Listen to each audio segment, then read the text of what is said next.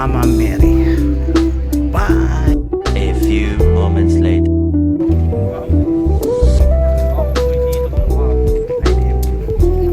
Yan si Paring Ding. Punta kami dun sa akyat. Akyat kami dun sa taas. Sino napagod? Pagod na daw sila.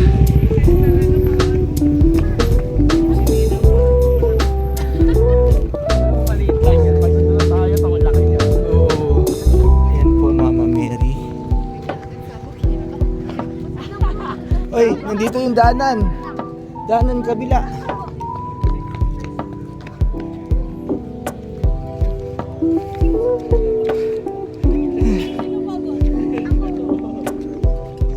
Ay, ganun itong paa. Sa akin. Hanapin mo kayok-yok itong paa.